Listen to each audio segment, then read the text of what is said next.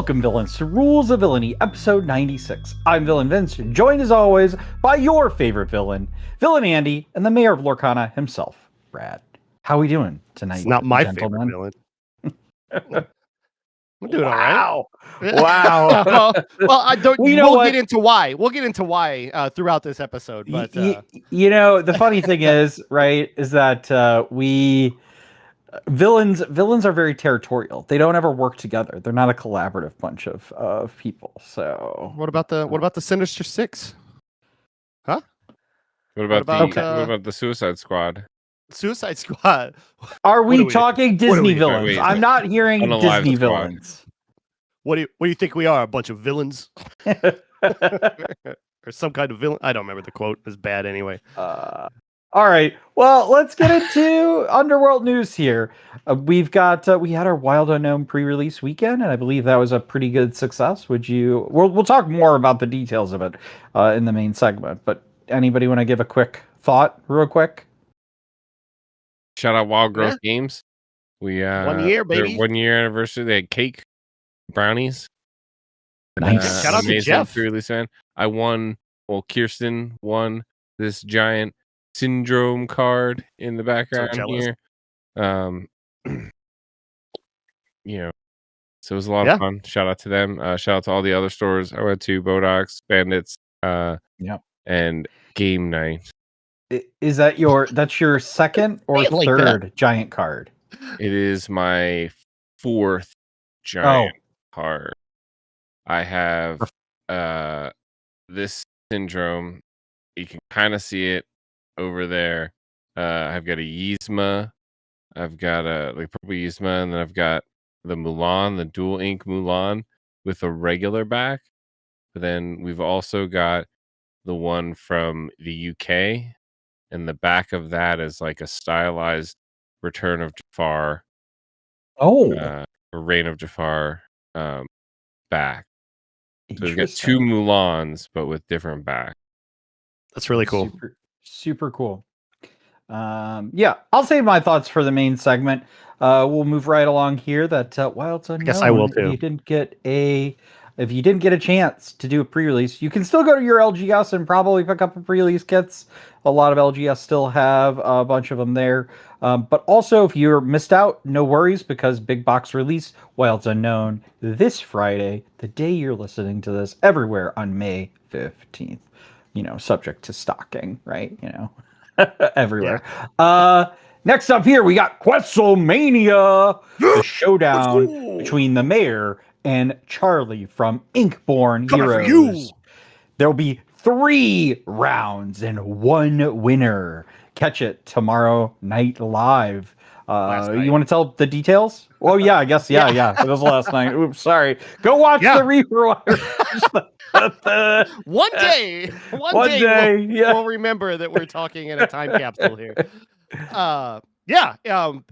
Our friends at Lorcana Heat are gracious enough to invite us back to Questlemania. I mean, we earned our spot in Questlemania in our last collaboration, and really excited to do that. It's going to be on their Twitch channel. It was on their Twitch channel last night or this past Thursday. It's going to be a blast. I'm actually sleeving up my deck right now. I guess it's safe to say I am playing a Lilo and Stitch, pretty low to the ground deck that halfway sleeved, ready to rumble. So, but yeah, I'm playing Charlie from Inkborn Heroes. They are great creators and great members of the community, and I can't wait to take him down. Yeah, awesome. Great. And then Villain Andy joins the Mad Drafter in Quest with Cole for a limited recap. Anything you want to talk about there, Andy? The Mad Drafter in Quest with Cole are guests on the Inkwell Lounge with Chris. Nice.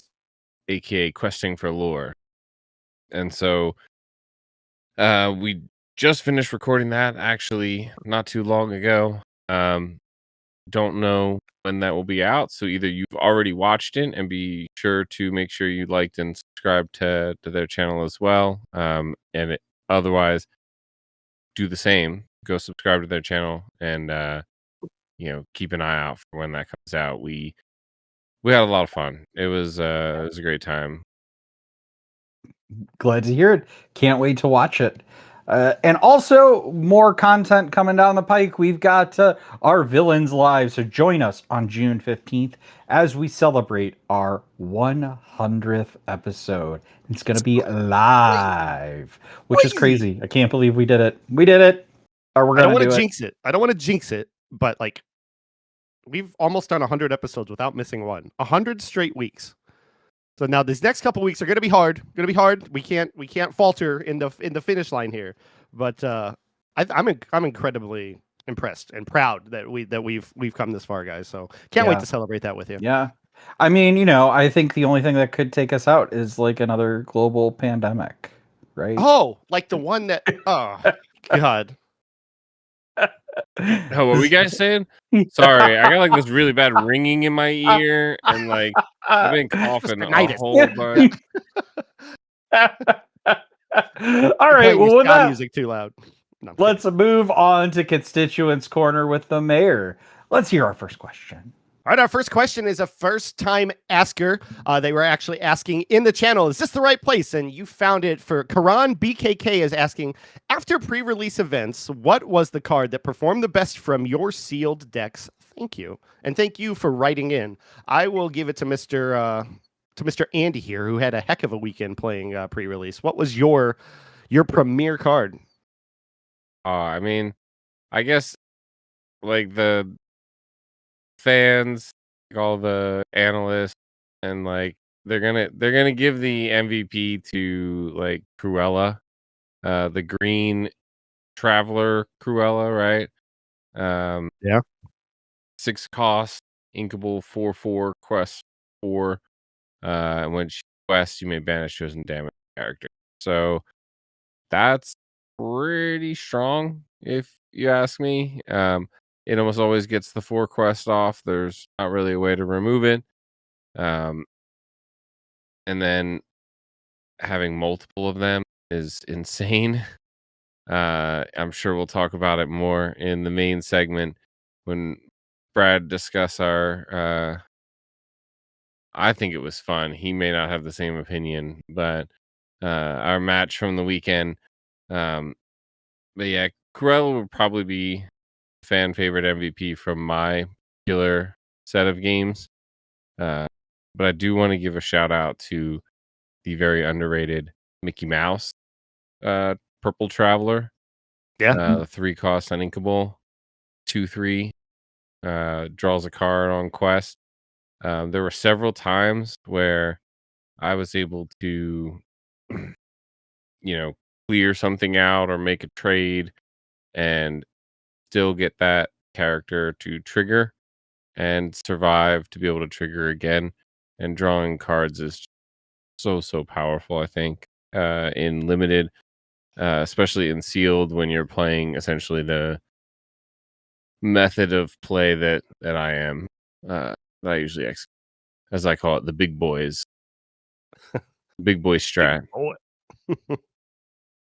About you, Vince? Do you have a standout card for pre-release?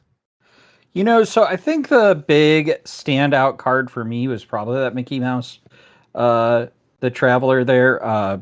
Just again for the kind of the reasons that Andy talked about. I also think like I give some honorable mentions to Casa Madrigal.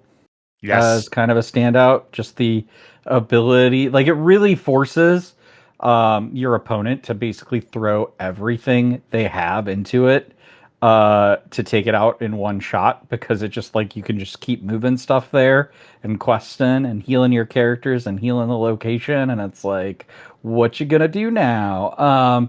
And the best thing about it is it really helps break a stalemate in some ways, where like your opponents are a little afraid to quest because of what you have on board. So when they have to when you force them to take out Casa Madrigal, you're forcing them to exert their characters, so then you can then in turn get a bunch of favorable trades. So honestly, for the first time, I really liked some of the locations actually in sealed here for Wilds Unknown. And then I give one final honorable mention to Sid Phillips, the legendary card. The fact that like When you play this character, I'm reading the card. When you play this character, you may banish another chosen character of yours. If you do, each opponent chooses and banishes one of their characters. Can be kind of such a powerful ability.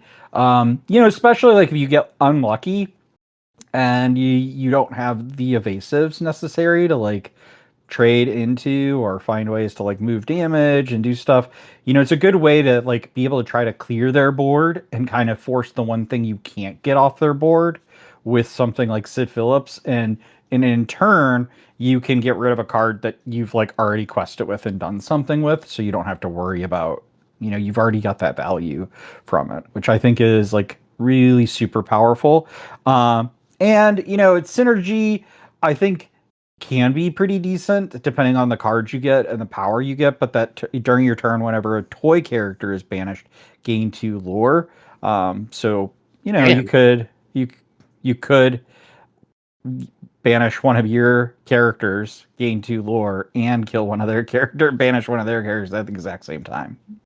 but also that card reads it's any toy character. It's not just any one of your toy characters. So you use that, when you're challenging. It's that lore is so sneaky, as I've been testing out toys quite a bit. And there's 21 toys in the set. So if you're lucky enough to pull a Sid, I think there's a lot of synergy in the sealed there to make that removal, because there's not a lot of removal, as I found out in the 2 pre-release that I've played. God forbid how many Andy played in, which wasn't a problem for him apparently. But there's not a lot of removal in it, so cards like Sid or 3 arrows are crucial to have in your deck. When you can, Andy took care of 2 people on my early game with 3 arrows that I was not expecting. I was hoping to get a draw off a Mirage, and he's like, nah, not this time. My heavy hitters was probably Babyhead. I've again with the synergy there with the toys. Not the toys. I'm losing my thought there. Babyhead got me some cards and helped get me strength when I needed it. Was what helped me out the most, I think, at Wild Growth. I saw Gyro Evac do a lot of work in between the 2 that I did, but I probably got to give it to Babyhead. I had one more here listed, but I in my mind, but I forget what it is already. Yep. All right. Next question. I'm on the wrong sheet here. All right, more jewels. Our ROV Archivist asks, do you have a favorite Traveler card from Wilds Unknown? I like the Traveler cards because of all the cosplay ideas and I get when I see them, but I'm curious if there's a deeper conversation to be had about their abilities or gameplay. Minnie Mouse, of course, is her favorite for cosplay purposes, and I would lean toward Minnie Mouse myself. That was the other card that I was talking about on game night. She was an easy 2 lore every turn, and if I had Rex to back her up, she was protected for another 2 lore the next turn. So I do like her quite a bit, and I had some good success with Cinderella at game night as well, getting some ramp for my Enchanted Milo that I pulled. But of course, 7 cost. Never saw him on the board, even with the ramp from Cinderella. I could never find Milo when I could play him, but. Those are probably my favorite 2 from experience. But how about you guys? So I'm going to cheat and say Jim Hawkins is my favorite Traveler. He's the space Traveler. Okay. Because he has an ETB effect. Yeah. But in the spirit of this question, I really just, I think honestly, Mickey is probably my favorite, just because I mean, especially in sealed in particular, the ability to draw cards, as Andy said earlier, is just so powerful. There's one card that I didn't mention in the MVP that I just thought about when talking about card draw is Card Advantage, that action. Where you can, when you banish an opposing character, you can draw 2 cards from that. And it's just, it's so good to be able to like take care of something on your opponent's board, because you're incentivized to challenge in a sealed event, like an unlimited format like that, and then you draw cards, so it replaces itself, and it gives you another card on top of it. And so, just having that card advantage is so good. The other ones weren't bad. I think like the Goofy was kind of an interesting one to like finish off for like damage. Whenever you quest, you can like ping 1 damage. I didn't really use it. I think I used it once the entire time. So I don't know that I would say it was like phenomenal, but it was useful to be able to have a little bit maybe more favorable trades. I'm trying to think. I mean, I know we're going to talk about the Yeah, Cruel let's save later. some for Andy. What was your favorite? I'm sure we know Um, the answer. It's going to be the card of the episode probably. And I mean, the Mickey's got the coolest fit, right? That'd be probably the one I'd cosplay as. Oh, Right? and the cosplay mind. I didn't think Well, about I that. thought that's what she was asking about. What was my favorite? And then like she said hers was Minnie because of the cosplay. Oh, she asked So about the abilities and gameplay, but she's inspired oh, by the cosplay for them. So like, which is okay. Well, totally fine because they cosplay all look wise, it's great. definitely Mickey because that purple That hat looks cool too. that purple jacket and that hat, yeah, that's pretty dope fit. But gameplay wise, yeah, I mean Cruella's good. I think Maleficent's good, Donald's good, Queen of Hearts is good, Ariel's good. Emily really The liked rest of them Ariel's are outfit. probably just not playable, in my opinion. The Goofy is one that um if it hadn't happened to me in game 3 and game night, I would have I would have like interrupted Vince earlier and like just been like, "Ah, that's such a terrible card. Goofy's so bad," when he brought it up. But it was really annoying. Bing, He bing, had like bing. 3 of them or something like that. He just kept playing them and just kept pinging 1 damage, and then I'd like take it out, and it was just like, it's not. I still don't think it's a very good one, like playable wise, but it was Yeah, certainly annoying. Yeah, any of the big ones are good, but yeah, Yeah. Cruella's objectively the yeah. best. All right. Next question. And finally, from Lucas, he said, "Would you play a one cost inkable action that says each opponent chooses and discards a card?" The answer is no, because I'm not a psychopath. That's it for Constituents Corner. Do you guys have any thoughts on that card? That card shouldn't exist, right? Yeah, it's pretty strong. Uh, Yeah. yeah, it Yeah. is. It is very, very strong. 100% would be an Emerald card. So There'd be an Emerald probably card. would. It would be in every deck, I think, especially Yeah. when at least the most premier, besides recently with the dogs, discard has been Emerald's biggest thing. And so, like, it's just that's gross, Lucas, and you should reevaluate how you think about that. No, I'm just Yeah. kidding. I would be very surprised though if Ravensburger ever printed a card like that. Yeah, it would at the very least be uninkable, but yeah, that's it for Constituents Corner. Thank you all to everybody who wrote in. If you want your questions answered on the podcast, feel free to comment below in the comments. Find us on the socials at Rules of Villainy or join our Discord where you can chat with us in the Constituents Corner channel. Take it away, All Vince. right. So I want to talk a little bit about this is the first set that we've had where we've had these pre-release kits packs. Packs. Yep. And so, I kind of want to first talk about like what each of you had experience wise, what your thoughts are about these packs. I mean, this Lorcana isn't the first TCG to do this. Other TCGs do these very similar things. But it is the first time, 12 sets in, we're finally getting this. So I'll ask Brad, what's your first take of this?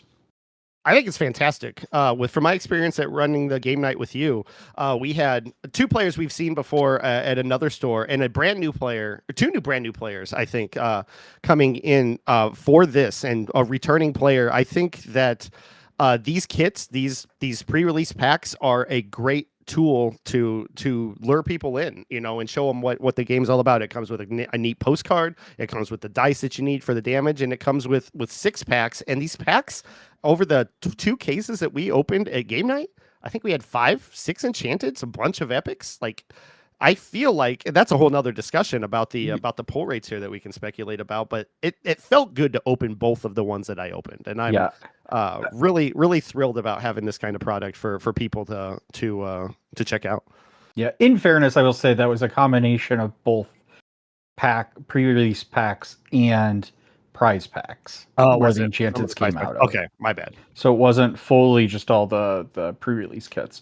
But I mean, I still like the enchanted rates were pretty high, Yeah. and like you said, we had 5 of them amongst the prize packs and the pre-release kits or packs, and so yeah, pretty great. Andy?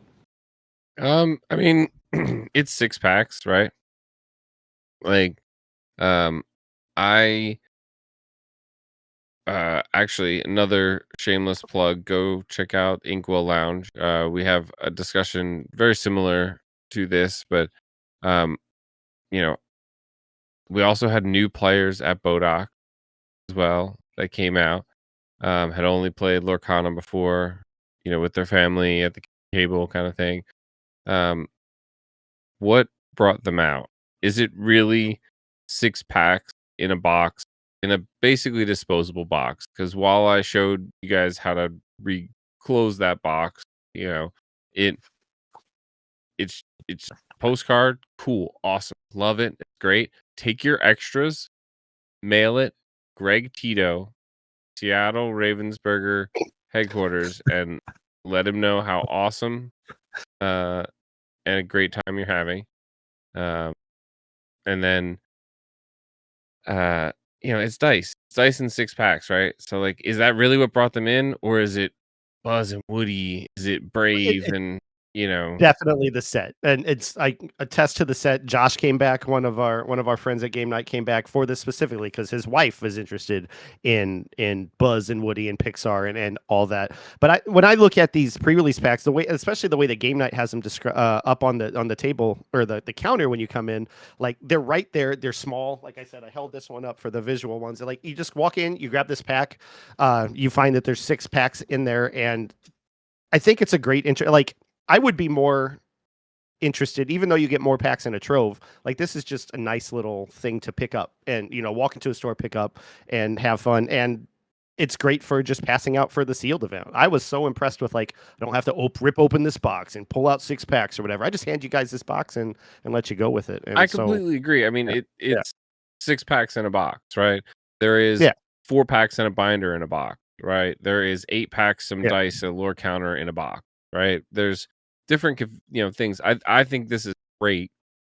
I think they should expand it, have a 4-pack option for draft, a little 4-pack box. Yeah.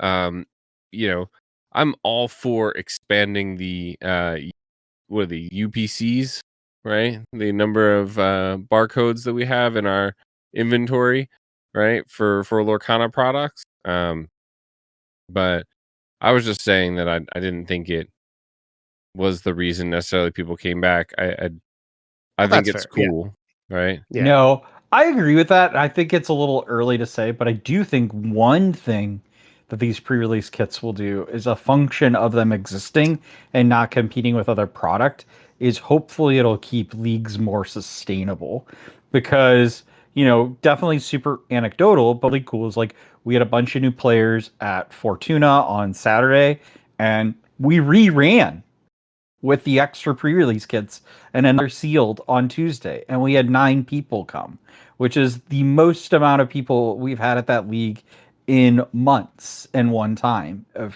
for a league night.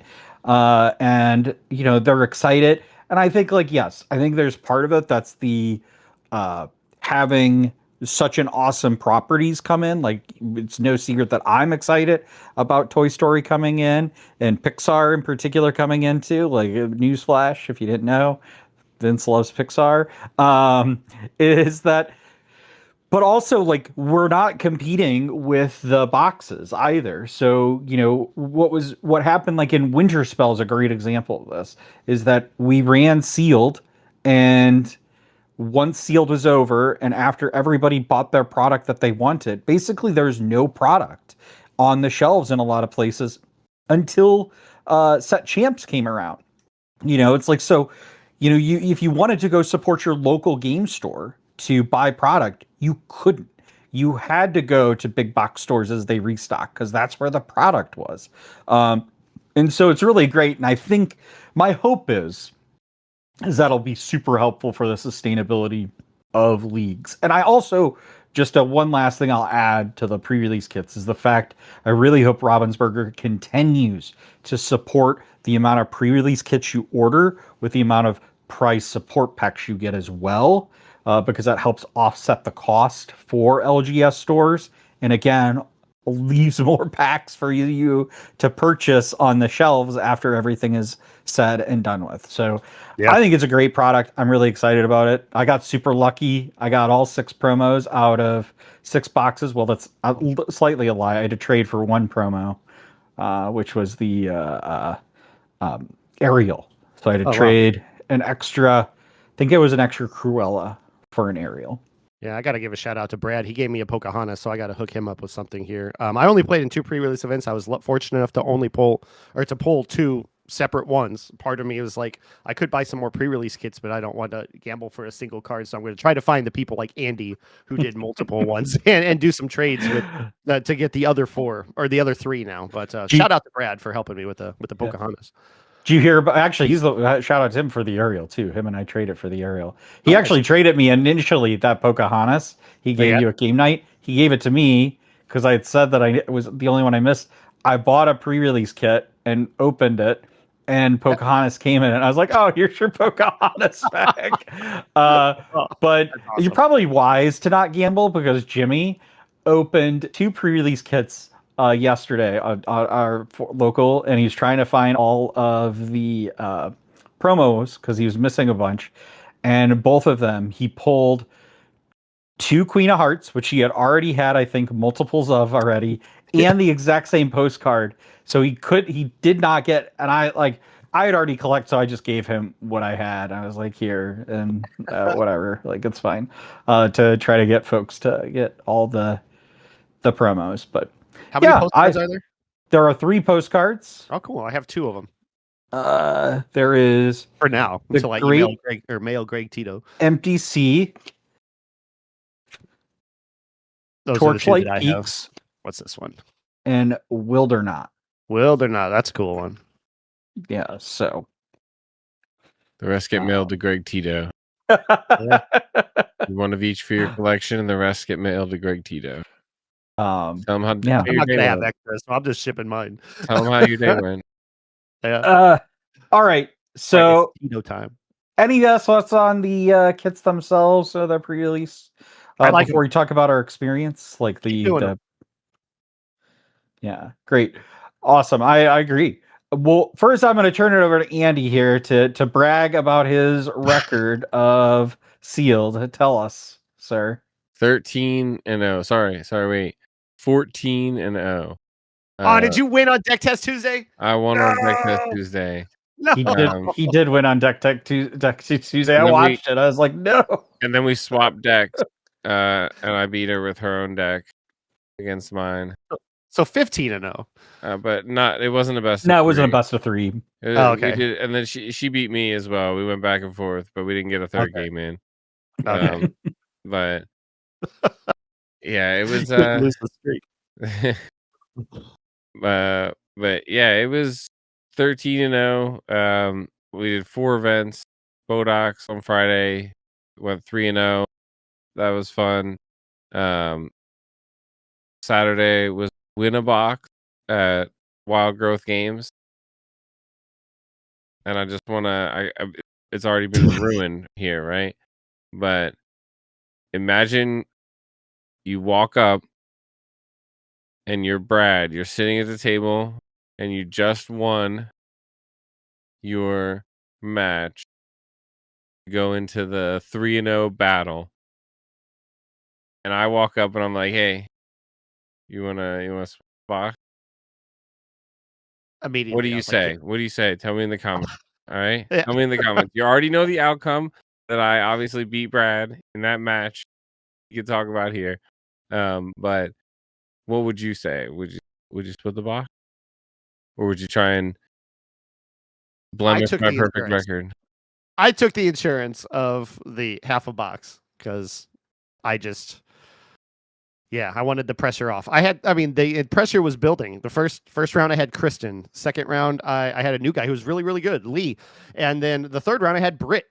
So I went through a gauntlet. And then like the final boss was Andy. I'm like, I'll take 12 packs, bro. that's fine with me. I just want a no nonsense game. And had I thought more logically about it, and actually remembered, because he opened his pre-release pack in front of me, he showed me. He just fanned out three of those Cruellas, one from the pre-release pack, and then 2 that he opened within the pack. No promo. And what he did? No promo. They were all 3 regular. They were all 3 regular. 3 of those in a pack. My promo was Queen of Hearts. Gross. Absolutely gross. And then so when we're playing and when I start doing some things, I feel like I'm in a good spot. He's like, you know what? I don't care what you're doing, because on 6, I'm going to play Cruella. You know what I'm going to do on 7? I'm going to play another Cruella. It didn't matter. At that point, he's going to get 12 lore. Like, I just didn't have anything to answer one of them, and just I just instantly scooped and we went to the next one, and he did it again. Absolute spanking. So I made the right call. But yeah, props to him was 'cause on he the played it. play game too, and he on curve hit the Cruella, hit his promo Cruella on 6, and I kid you That's not, cool. I looked down at my hand. I have 5 ink. I looked down at my hand. It's double Cruella. And I'm like, oh my god, I can't believe I'm gonna do this to the mayor. Yeah, it was absolutely gross. And as I talked about earlier, there's not a lot of Cruella. removal. We have the Goofy Another for one. ping damage and stuff. So it's really hard to get any damage on her at all, especially when I beat him to the Cruella, that when I quest her, I'm like, I don't get any benefit of banishing anything because I don't have his Cruella, exerted. I don't have any songs to sing to ping any damage onto her. So I know that that's just a guaranteed 4 lore. And then he's just going to run something cheap into my Cruella and banish it on his quest. And then I'm going to just be way behind while he's showing 8 lore on board. And I'm like, that's not great. Not great. But no, congratulations to him. It was a great event. And congratulations to John and Lizard for 1 year at Wild Growth. I always love when I can make it out there. So Yeah, that was great.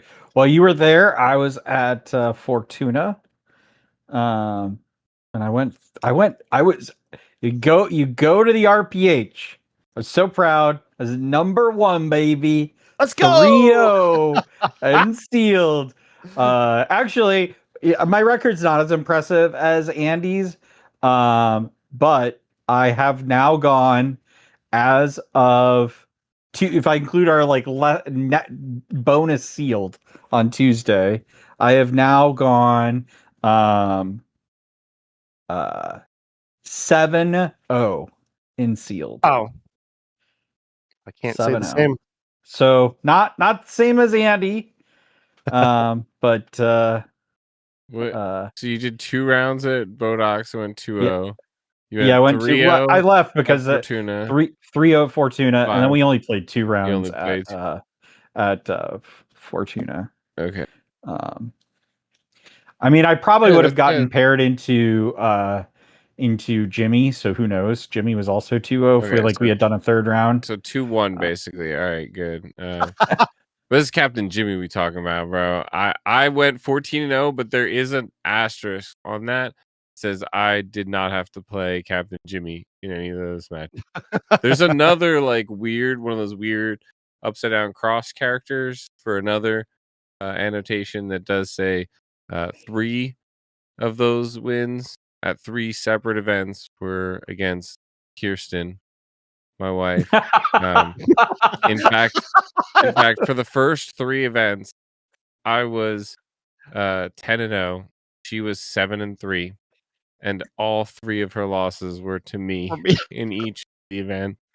It was pretty rough for her. At Bodox in particular, she was so salty because you were at that point having terrible enchanted luck, and she had bought another pre-release kit and pulled no enchanted up. Yeah. Speaking of enchanted luck, guys, apparently the set decided I needed all 3 of the Emerald enchanted. Do I need to play Emerald this set? So I've opened 4 boxes and 1 pre-release kit, and I've got 5 enchanteds, guys. Go. Yeah, it's pretty crazy. Wow, that's more enchanteds than I have. That's okay, good talk. So do you have the Buzz? Buzz is iconic. Oh, Buzz is iconic. That's right. Yeah, I have a Family Scattered, the Alien, and Milo Thatch. Alien. Yeah, I got Milo Thatch. You got that? You got a friend? Did you get you've got a friend of me? No, I wish I did. The song that we pulled, shout out to Emily, because she pulled the Alien, and she also pulled What Else Can I Do, the Sapphire song, and then I also got Isabella. So I got 2 Encanto, and then I got all 3 Emerald enchanteds for the set. So then is that 6 enchanteds, Andy?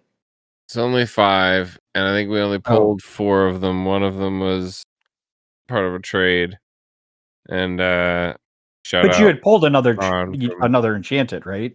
Or no? we Not have yet. 4 enchanted that we've pulled. 1 from a box, 1, 2 from a box, and then one from the prize packs game night. I gotcha.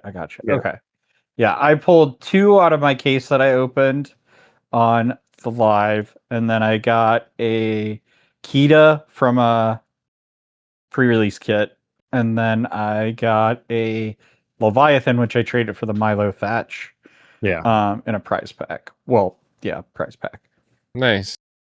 So, Really yeah, honestly, like the rarity increase has been really fun too. I think that's, I want to say, I wonder, like, I think that's going to help too. Do you think, I guess the question will be is like, how will that, this is going to be kind of one of the things I was going to put in our Quester challenge, but I decided not to do it today. But the thought about, do we think the higher rarity, like higher rarity polls, is going to increase the amount of scalpers within the game?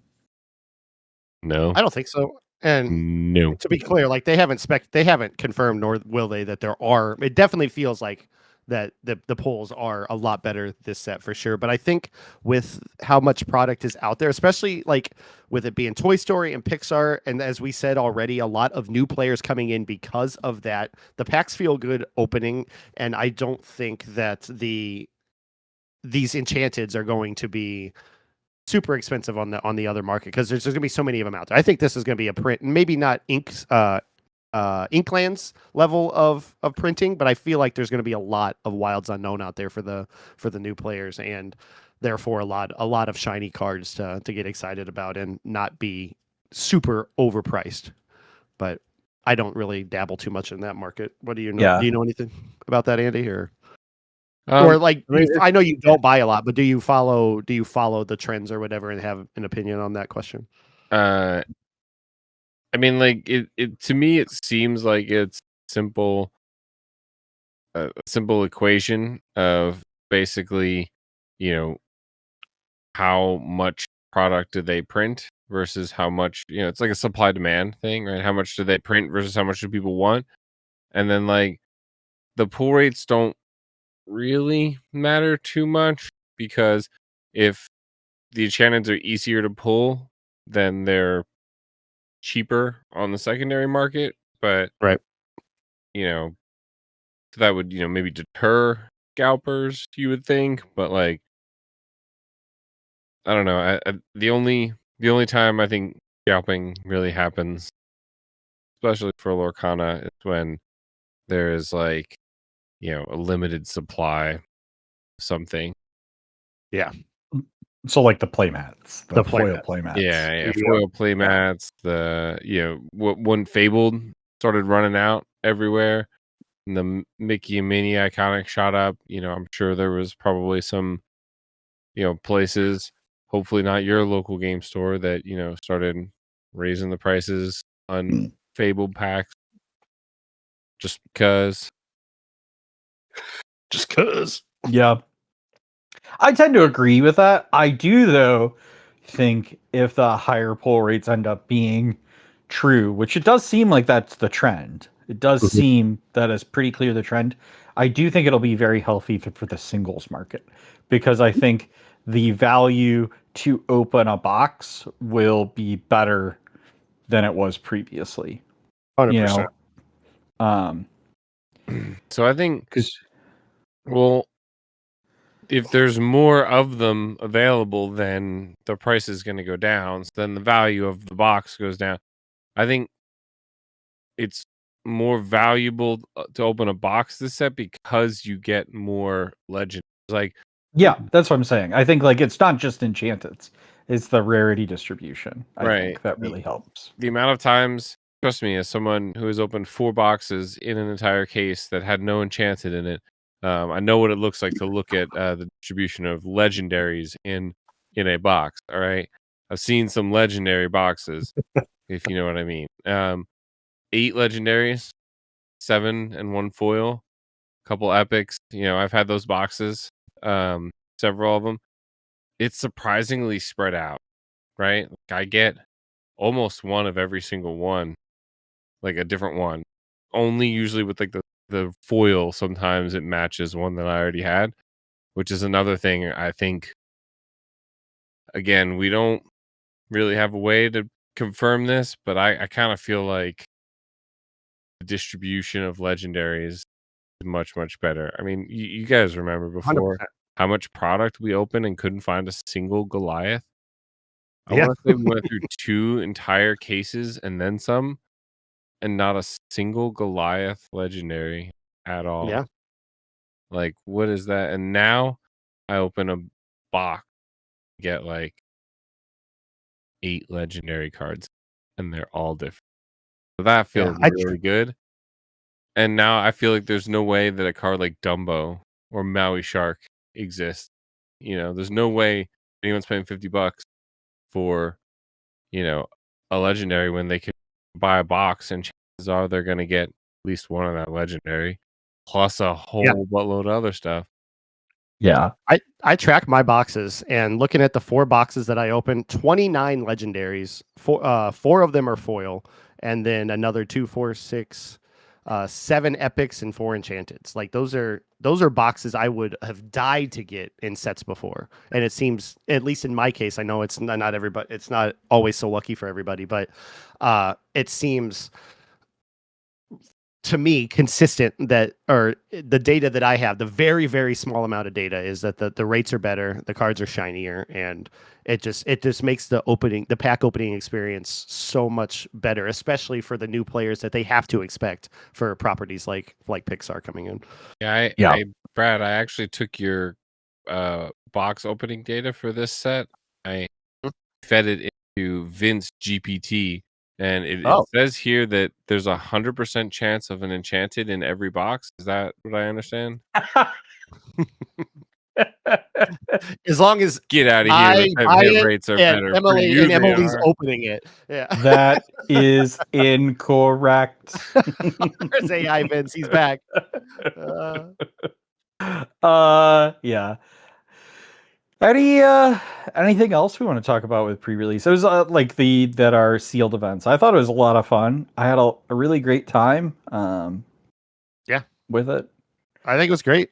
Not a Uh whole lot of more thoughts on pre-release. I do want to maybe spend a few minutes talking about what we're looking to play in the yeah, week to come. But for sure. Andy, one thing though, I think we should do not to compete with JDZ, but it'd be fun to do a tier list of sealed. Like which set were the best sealed?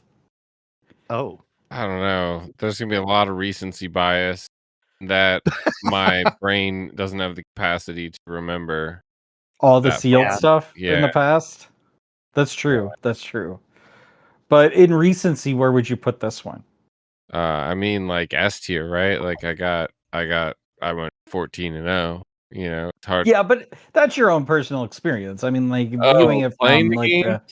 Ooh, playing like a I ooh. would like more underdog cards. Like it was really cool because we know that Winterspell was going to be focused going into it on limited, and they had these underdog cards that made the play draw disparity. If you had them, get a little bit of an advantage on turn one. But I'm hoping that's not just limited to that set. Like I want to see more of those kind of cards be thrown into these sets to make the limited experience, as enjoyable as I think Winterspell was. I mean, I always have a good time hanging out with our friends and the community playing the game, but there are clearly sets that are more designed for it. And this one, as I talked about multiple times, I don't think I pulled a single like hard removal card for There anything. aren't Like, any. and That's why removal is you a didn't very pull big any. part of this game. There aren't any. That's why you didn't pull any. Yeah. Um, basically. yeah. So I want to say that like um I think this set uh kind of weak, I guess, is the way I think Keith described it when I was talking with him. Um, there is not a lot of good removal. There's not a lot of good withdrawal. There's honestly not a lot of good like character, right? Like there are obviously good ones, but if I told you that there was one singular 3 cost 4/4 and that was it in the set. And the rest were either 4 3s, 3 4s. Like, that's, you know, interesting. I feel like other sets were more powerful. Again, I don't have the recollection to be able to to back those facts up accurately. Yeah. Um, But I think that's right. I think it was definitely a weaker limited set because it's clear that it wasn't designed with like the limited in mind. Like it was very much, I think, designed with the like synergies of like the toys, the synergy. I mean, there's some like magical synergies too yeah. that are pretty good. The traveler As well. synergies too. That's probably The why it's so super character suit. loaded. Super. Super Uh, suit. Super, yeah. So there are a lot of things that they really did differently here, and synergies tend to not do great in a limited format, right? Because you need so many cards to do them, and you don't want to waste a valuable card for something like an item, that does something for supers. If you have no, like you have like 3 supers, right? That's not a valuable impact for you, and you don't really want to play items anyway, and limited. So I feel like it's I feel like it's reasonable to say that uh you know the traveler cards are probably they feel designed for limited a little yeah, more. yeah, Yeah. I think that's right. They would, be sort of the part for limited. I do want to say that I don't think underdog is for limited. Um Is no? Underdog, yeah, uh, in my opinion, the underdog is made for core constructed or infinity, where the play draw disparity is actually massive. In Okay. in limited, one of the events I went, I was on the draw every single game, the entire tournament. I went 3-0, and I was on the draw. Or sorry, did I say on the play? I meant on I the think you draw. said on the draw. Yeah, on the draw. Sorry. Um, I was on the draw every single time, and so it's like you're drawing cards. If your cards are better than their cards, then Yeah, you know. Yeah. If I'm on the draw, my favorite thing is to like play the game like, do I have to play a 1-drop or not? And so I will still keep an impactful 1-drop. I only have a few of them in my deck, so I'll keep one of them, and I'll be like, if you play a 1-drop, I guess I play mine. It's fine. yeah. My question to you though, Andy, is what happens when you get 21 drops in your sealed kit? 17 was Bo I had, right? yeah, I had 18 at game night, and I had 36 total 1 and 2 drops. So Okay. half of my entire card pool was 1 and 2 drop. Still went Sheesh. still went 3-0. What? What? I don't know who I'm playing next round at WrestleMania, but what? We're coming. Hope it's Yeah. Vince. What? We'll see. We'll see. TBD. Well, let's move on to our kind of final point here, which is what do the next few weeks look like here? What are we thinking about? So we've got the DLC in Indianapolis, which is very Infinity based, but we've also got starting June 6th, the set champs for Wilds Unknown. So the question I think here is what what's the strategy, guys? What we doing it 50-50, 75-25?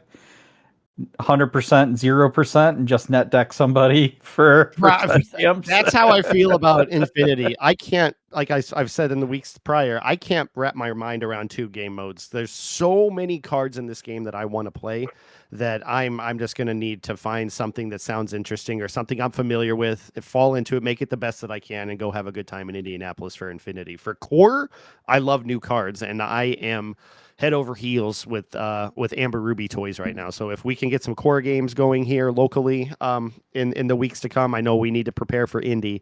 I would like to jam some Toy Story cards. So that's my mindset right now. How about you guys? You could play Toy Story cards in Infinity, Brad. You have Oh crap! Can I really? You have a competitor badge for Indianapolis, mate. You need to hop on the right train here, okay? Too many cards. Too many cards. Gosh, you But you're own right. all those cards already. It's fine.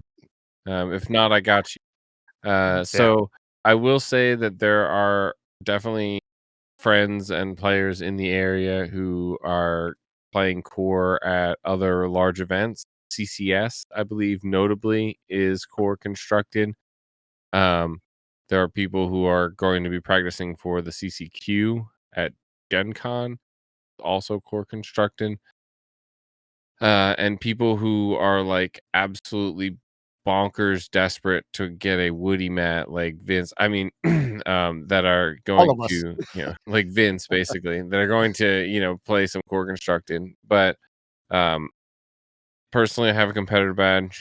It's Infinity. I really gotta be trying to play Infinity, but I'm gonna mostly try and do what we want to do. So with that said, I believe yesterday, if my clock is right, yesterday, I'm going to have played core constructed with my friends at League, and maybe next week or maybe in a couple weeks after you know after we solve the meta, then we'll play some Infinity. But I'm practicing both on the side where I can with some teammates and stuff. So I don't know. How about you, I Vince? guess if I had to give you a percentage, it's like 80, maybe like 76, 67 somewhere. Yeah. Knew it was coming. I I clocked. mean, yeah, for me it's core because this guy, lore guide at Indy, Let's go. so Exciting. I will not be playing in the main event as a competitor, although I wasn't going to anyway. I was just going to be an attendee. So no, my attention will be to core construct it, but it'll be a little bit of attention to Infinity. I gotta help you guys prepare, so I gotta build decks to compete and do play test with. So yeah, it'll be fun. But I really do want this to be the first set champs. I walk away in number one, You baby. can do it. You can do it, man. So I believe in you. I I, I know we are pushing for time on this Yeah. episode, but I do want to hear some of your guys' thoughts on what you think are good decks in the core constructed meta, because I didn't realize Villain Vince was basically all in on core constructed here, and Brad was also the mayor was also all in on core constructed. Um, Just you what guys, I'm familiar with, right? Limiting it to 5 sets or however many well, sets it is why don't you guys currently. do me a favor once you win Yeah. all the mat? Be sure Yeah. to remember your old pal Andy. When you have like a mountain of playmats that you've won. Playmats. But Yeah. give me some decks that you think either you're playing that are good, or you've seen that seem like they're popular and good, and quick tidbit about them. What your thoughts are on them. What give me some So Go ahead, Vince. give me some I'll clips. start. I'll start and say that I still think Blurple is going to be really good. Yeah, it Actually, is. one card that I'm like kind of excited about is the Flora Strong-Willed Fairy. It's a 5 cost inkable 4/5 quest for 2. When you play this character, your other characters gain resist +1 until the start of your next turn. Resist Vince. Resist Vince is here. He's trolling you. He's trolling you. What he meant to say was the other one, Merryweather, the 4 cost 4/5 ward that quests for 1. He's just trying to troll you because of the resist. Don't play into it. Don't play into it. I'm not trolling. I actually do think the Flora might be superior to the Merryweather. Oh. Interesting. Why is that? I think you have a pretty big body, quest for 2. Yes, you do risk the hard removal, which you don't with the Merryweather. So there are some trade-offs. But when you think about some of the basically what you can force your opponent to do with this resist is you can force your opponent into like 2-for-1s, right? So you can, if you trade it into something, you basically end up where your character survives, right? But then, in banishes your opponent's character, and then basically forces them to then run in, and so you two for one, kind of a lot of your cards. I don't think it's a four of, right, in a deck. I wouldn't do a four of, but I do think it's a really interesting card, especially like if you have wider boards to play, because it's pretty powerful to give all of your cards like just one additional resist. It really can mean the difference between surviving a challenge and dying or being banished in a challenge. Yeah. And I won't just like debate Villain Vince here endlessly on Flora. I'm not sold, is what I'll say. It's certainly no Cogsworth.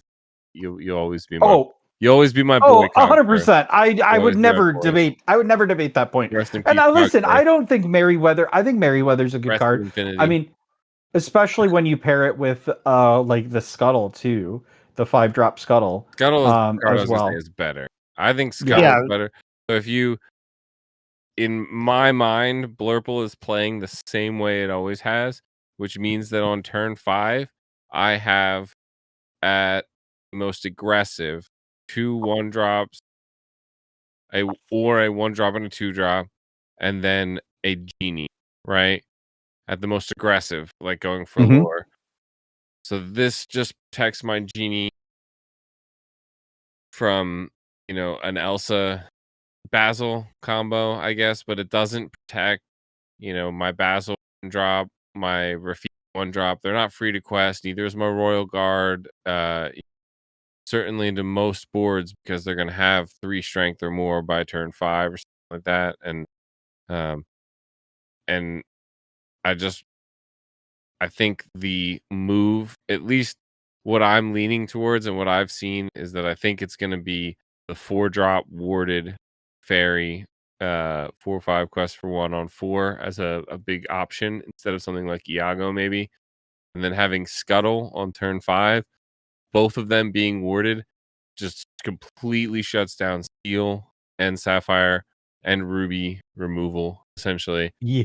Uh, Yeah, I do agree with you that the Merryweather is probably a good option to replace the Iago, in particular because it is less vulnerable to the vanish Yeah. Invulnerable to tactic. everything. We Yeah. went from the easiest to target to the Yeah, impossible yeah. target. So, but anyway, that's my initial take. Brad, what's your initial take? Toys, right? Yeah, right now I don't know how how high at the top tables toys will make it, but I'm starting to experiment with it. I want to give a shout out to Humble. Humble has perfected his early set list, and I have indulged in his guide to try to learn it myself. So Use our hopefully- code below for Metafy for both DKP and Humble. do we have that? Metafuzz. No. But no, what I've read of it so far, I there was some really insightful things in there. So shout out to him. That is one deck that has been very interesting to me. Like I said earlier, I like new cards. I like the synergy there and some of the things that you can do with them. Another deck that I saw that was really intriguing was Amethyst Steel, which I know.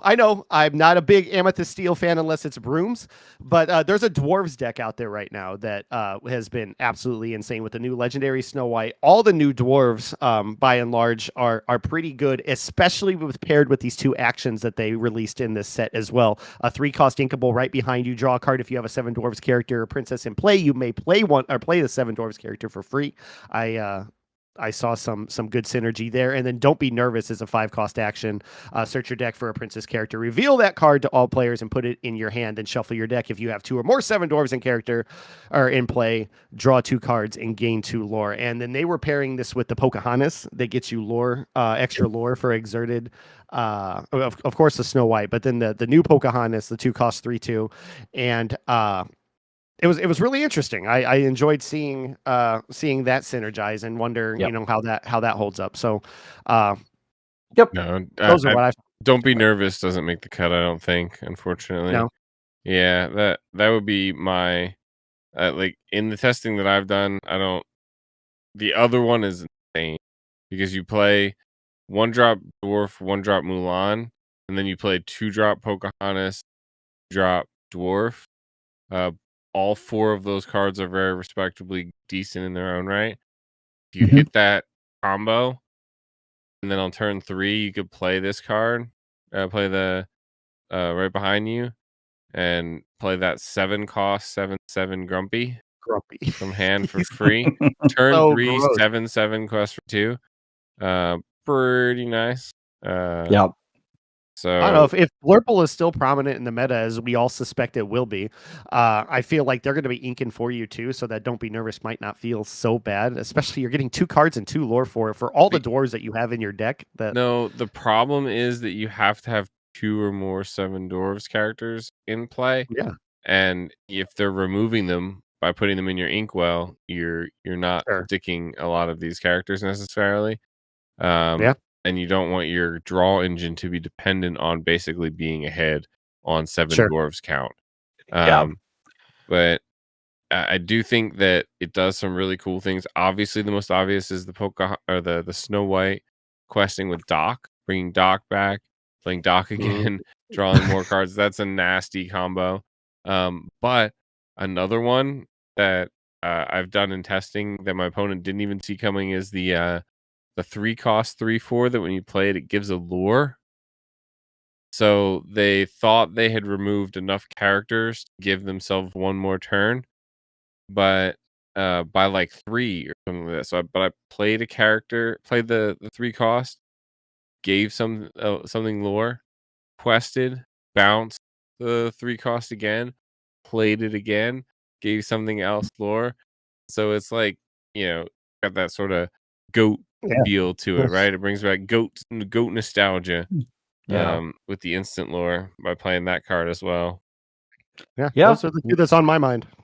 A lot of options for us, and we will absolutely be talking more about this in the coming weeks, both talking about core constructed and infinity to get you ready for all the tournaments that are coming up. So be sure to like and subscribe and hit that bell icon.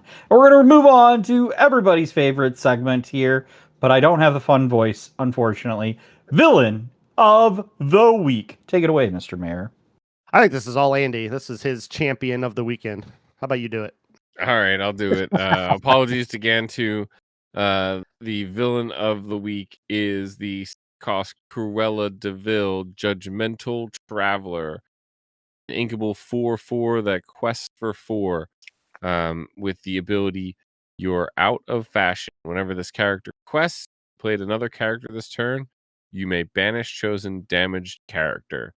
Um, and then of course the flavor text, can I help you? Not with your sense of style, darling. Um, Well and the done. art by Coney, right? Is that Yeah, right? that's Cody. Who Which will who be will at DLC Indy. Let's go. Yeah. We Yeah, love I'm gonna get one of Cody. these. I'm gonna get one of these signed. Let's go. I She's have the greatest. so much art in the game. Former villains of the week as well, but yeah. Also has the Buzz Lightyear iconic. Oh, I Yay. better get one. Uh, I need to get one in time before. keep opening boxes. Yeah, Yeah, that's great.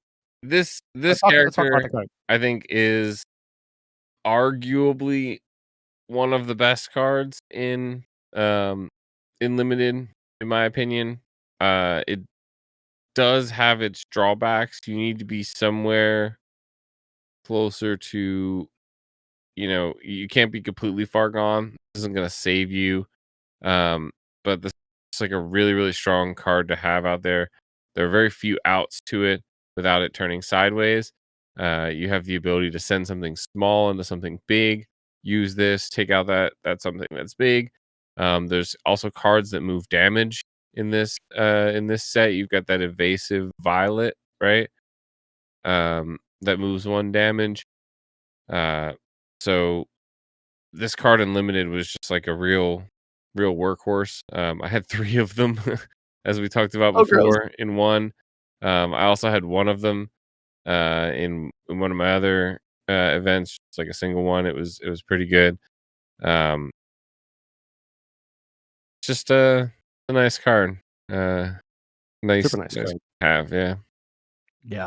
Yeah. Like I think we've said, basically guarantees you quest for full 4. So at least in that's limited, pretty awesome. Yeah. there's a lot of hard removal options where it's going to be hard to make her work in core or in anything other than limited. But maybe sure. give it your ward or your resist 1. So Thunderbolt range is really, really rough. Not with resist 1. Get that Flora out there. Yeah. Artist showcase here. Yep.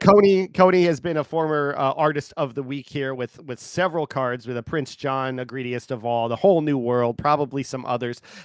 Massive repertoire here in this set with legendary Buzz Lightyear, the legendary Mrs. Incredible, of course, as Vince mentioned, the legendary or the iconic Buzz Lightyear, as well as former sets, the legendary Tinkerbell, which we all played for in the. I guess she didn't do the promo, but.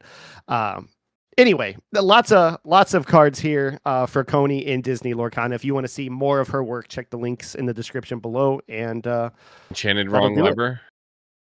Enchanted Wrong Lever. I don't have that listed here. Why do we? Oh yeah. Why do we even have that lever? Honestly, the Cusco Wrong promo. Lever! Yeah. The Cusco promo from the NA Championship. NA, Did that already? I think I have a signed one of that actually. Pretty cool. All right. Well, we hope you've enjoyed this episode. If you're joining us on audio, please rate and review us on Apple Podcasts, Spotify, or wherever you listen. And if you're joining us on YouTube, which if you don't, you absolutely should. We have a lot of fun over here.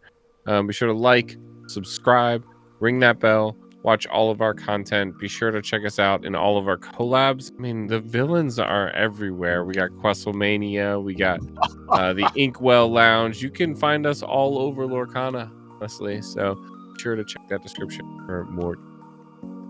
And hopefully find us in Villain Land soon whenever that opens at Disney World. But until then, we understand your time is valuable, so we appreciate you spending some of it with us. If you would like to follow along as we plot our devious plans, you can find us on all the socials at Rules of Villainy. We also have a growing community on Discord, which you can join with the link below. Until next week, stay safe, fellow villains. Be wary of wannabe heroes who want to disrupt your villainous plans. And as always, remember the rules of villainy.